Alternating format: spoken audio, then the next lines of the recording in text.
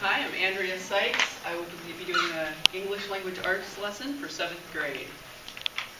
Go over here. Okay. Set my timer.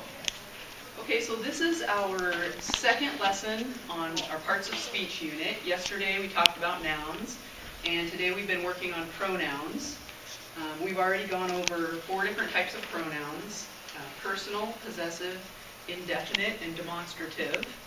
And now we're going to discuss interrogative pronouns. So usually interrogative pronouns begin a question: what, which, who, whom, or whose. And they're question words that answer either a person or a thing.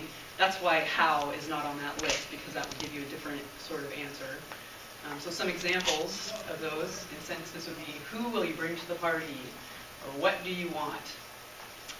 Can I get an example from one of you of how to use an interrogative pronoun in a sentence? Just a what, which, who, whom, or whose question. Esther. Whose birthday party is it? Good. It's pretty easy. These are words we all know. They're just called interrogative pronouns. We're just giving them a fancy name. And another thing you can do with any one of these words is add the suffix ever, and they would still be an interrogative pronoun, but usually they would be used in a statement. So whatever, whichever, whoever, whomever, whosever. So examples would be: I will hire whomever you recommend, and select whichever one you want. Would anybody like to give me an example of using one of these pronouns and ending in ever? Keep going. Whichever movie you choose, I'd like to see. Okay, very good. Okay. So a couple of these that give people some trouble sometimes are who and whom, and when to use whom in particular. Some people just aren't quite sure about that. So let's remember what we talked about earlier today with our personal pronouns. Some are subjective and some are objective, meaning this group of subjective, I, he, she, it, they, we, and you, could be the subject of a sentence. And our other list down there, me, her, him, it, you, them, and us, could be an object of a sentence. We talked about that this morning, remember? So anyway, who is subjective and whom is objective? So they can just go in those lists. I'll show some examples that'll clear it up a little. One trick I have for kind of remembering this: you just take the pair he and him, just those two, and you know one's subjective, one's objective. So when you're unsure whether to use who or whom, just answer that question you're posing using he or him, and you'll hear which one's right. I'll show you. It'll make more sense. We see some examples. So let's look at this first sentence. Who or whom made that noise? So let's answer that question. If I said he made that noise or him made that noise, which one's right? He. Right. And we know that's subjective, and so is who. So you would use who. So basically, he goes with who, him goes with whom.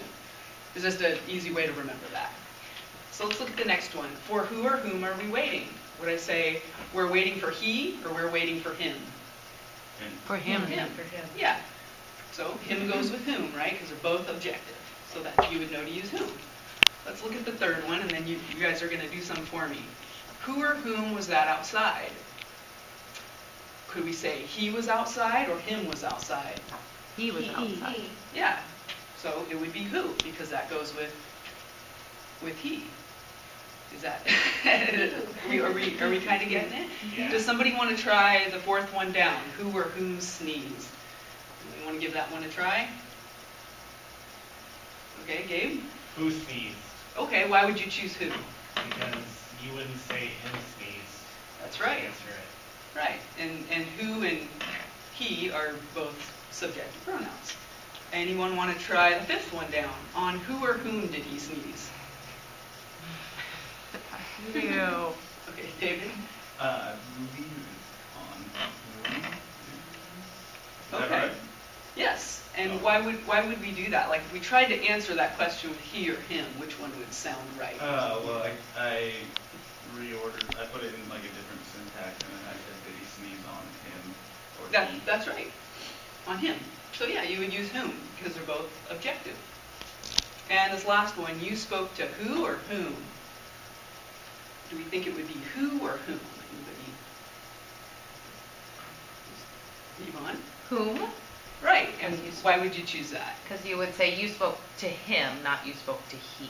That's right. Sounds like you guys have got it. Any questions about this? Do you feel like you get it right 100% of the time? Yes. From now on? Yeah. Okay. Well, we can move on to our next little bit here. We're going to talk about antecedents. And this is important with pronouns because basically an antecedent is the word, the phrase, or the clause that you're referring to in a pronoun.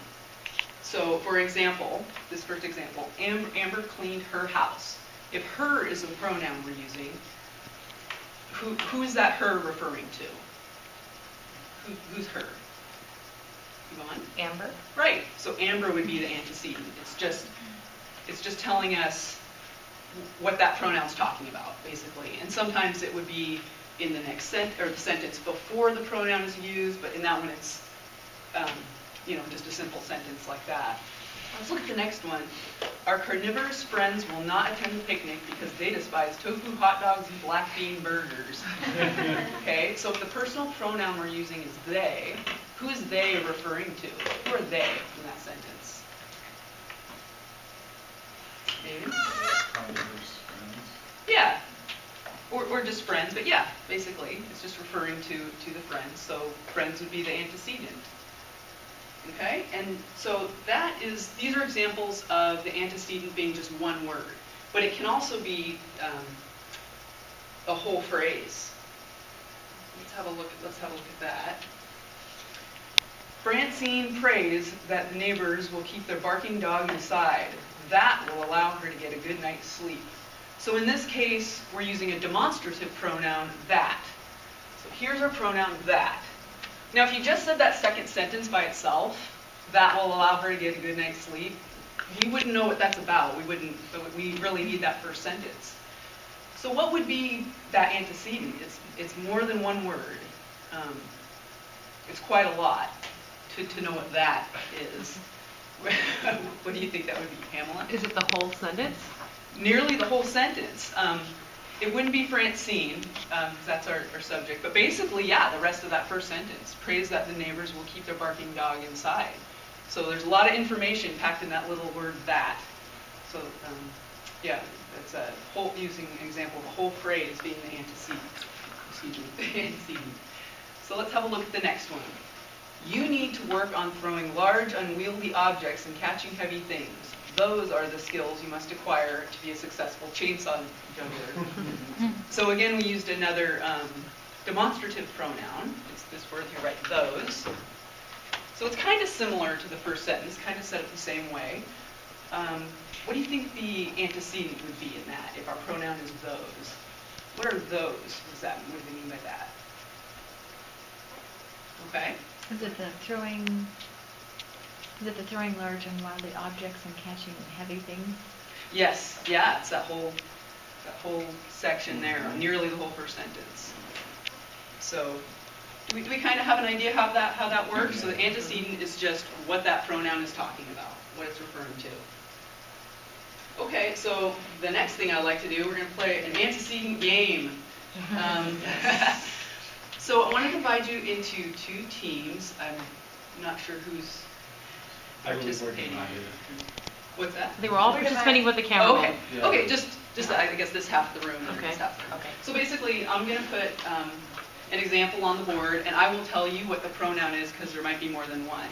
And then basically, it's a time thing. So you have to slap your hand down on the table, and whoever does it first, I'll try to keep an eye on who goes first. And then if you can tell me the correct antecedent, that team gets the point.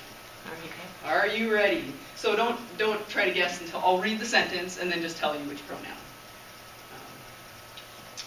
All right, number one. When Chris sprained his ankle, Coach Ames replaced him with Jasper, a much slower runner. So the pronoun, or excuse me, the pronoun is him. Okay, Pamela. Chris. Very good. Woohoo!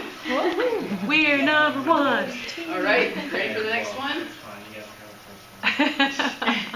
Carlene hopes that her roommates remember to walk the new puppy. It will mean less urine to mop up when she gets home. Okay, so the pronoun for this one is the personal pronoun it. This right here. It. All right. Is it the whole her roommates remember to walk the new puppy? It is. All right. Yep. Very good. Okay. We'll let him have one, just to make the game interesting. Number 3. Oh, okay. Jackson rides his skateboard to work. Now this is an eco-friendly mode of transportation. So our pronoun is this in the second sentence. Yvonne. It's actually Esther. We'll be polite, it was Esther. Rides his skateboard to work. Yes, very good. All right, we've got 2 more. 2 more. The beetle and the baby snake were thankful they escaped the lawnmower today. Okay, so the pronoun is they. All right, David? The beetle and baby snake. Exactly. All right, on to the last one. Eating ice cream for dinner, which might not be nutritionally smart, is what Teresa wanted after her long day of waitressing. So our pronoun is going to be which. So what would which be referring to? David? I'm going to say eating ice cream for dinner. Yes, very good. So that concludes this section. What we're going to do next is do some review that will set us up for our final game of the day, which would be reviewing everything we've gone over today. And then tomorrow we'll start talking about verbs, and that will take more than one day. We're going to kind of work through this unit, and it builds on itself. So I want to make sure we have a good handle on each step so we can move on to the next thing. So thank you for your attention. Good job.